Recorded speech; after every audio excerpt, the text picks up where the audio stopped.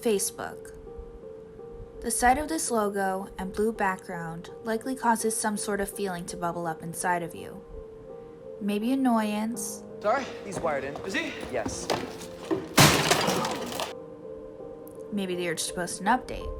I was drunk and angry and stupid. And blogging. Maybe it makes you want to watch cat videos. Whatever your reaction may be, you are not alone. Of 4.6 billion global internet users, more than 2.8 billion use Facebook every single month. Over 60% of the world's internet users are on Facebook, not to mention the platforms it owns, including Instagram and WhatsApp.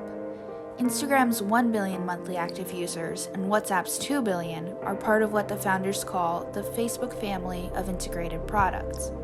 So what happens to all the information, the data, that is created and shared with Facebook? First, it'll help to look back at Facebook's history.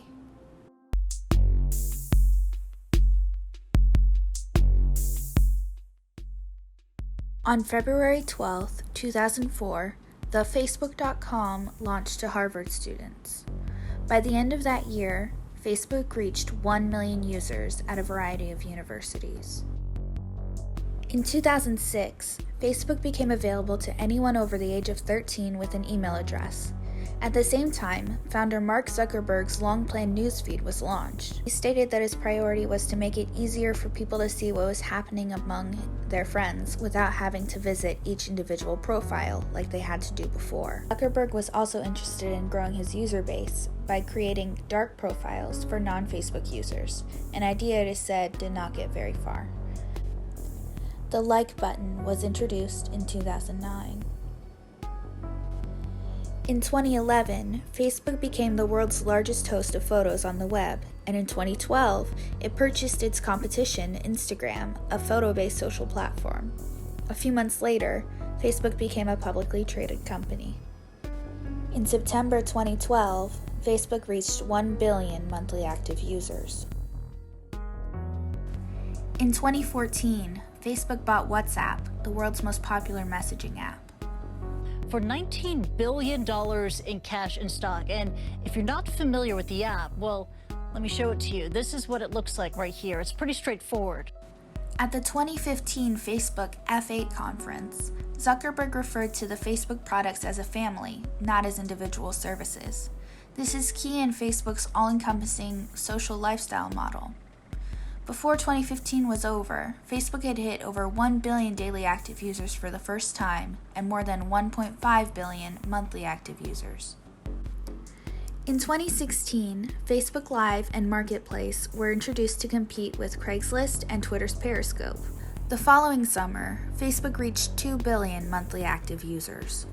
In March 2018, it was revealed that the data of 87 million Facebook users was compromised in 2014 and used by British consulting firm Cambridge Analytica to affect the 2016 US election. People signed up for using their Facebook logins, reaped the data of users and all of their Facebook friends. Facebook's default privacy settings to match email addresses and phone numbers found on the so-called dark web to public Facebook profiles, potentially affecting all Facebook users. Only adds fuel to the fire. Appear to be caused by the kind of negligence that allows typical data breaches to happen. Instead, they both appear to be the result of people exploiting the very tools that you've created to manipulate users' information.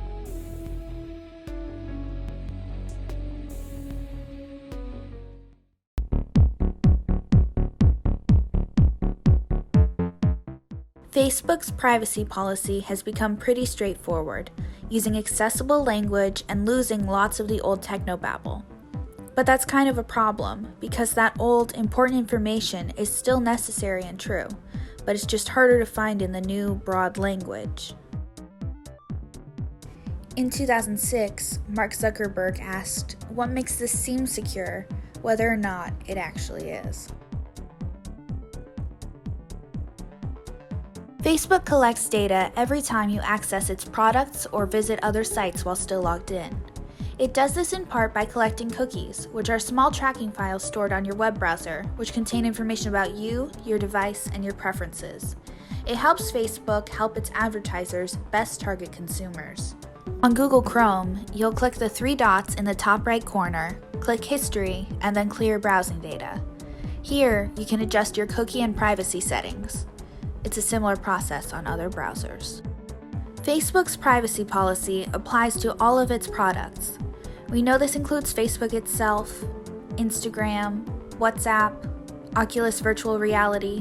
What about its lesser-known subsidiaries, like deep-face facial recognition technology, or Facebook's business tools and analytics firms?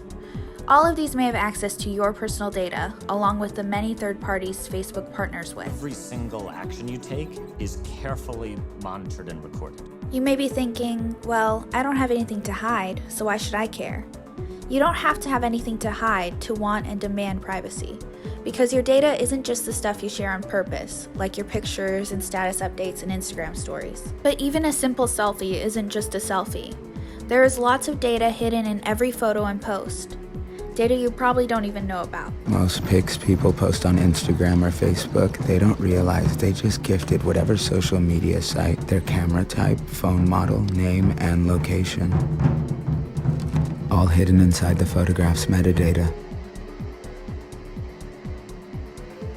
Facebook's business tools are available to businesses on and off Facebook.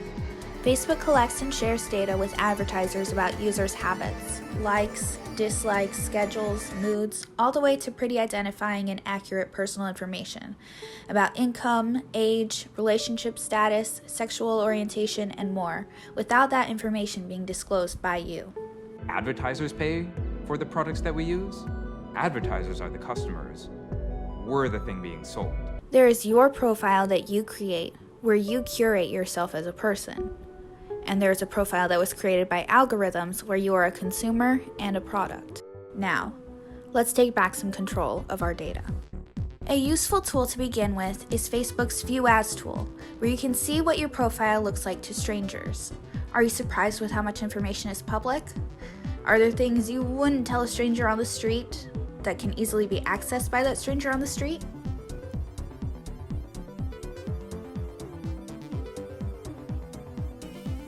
First, you can edit your likes for privacy.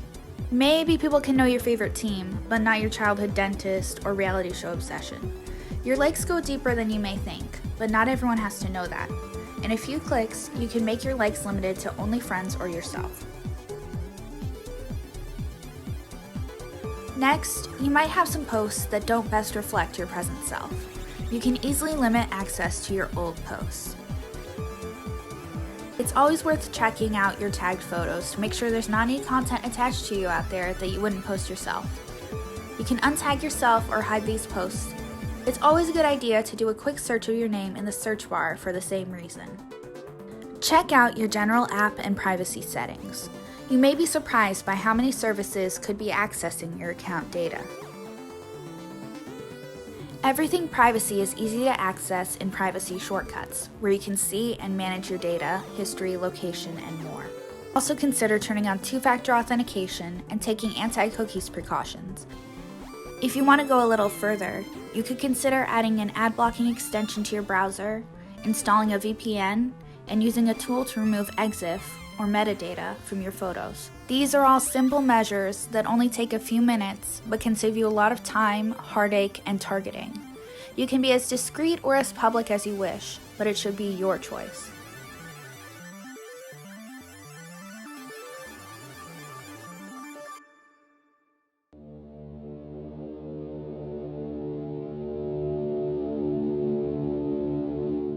Facebook was one of the first sites to connect us and one of the first to divide us. What we cannot be divided on is safety and the very real danger of not being in control of our data. There is change on the horizon, from the European Union and California's extensive privacy laws, mounting lawsuits against Facebook, and the new battle between Apple's new iOS safety features and Facebook. Our data is ours, and we have to remember that so that companies and policymakers don't forget it either. The best thing we can do is to stay informed, stay safe, stay vigilant, and share this information. Change starts small, but it doesn't have to stay small. Take back control of your data, and don't let it control you.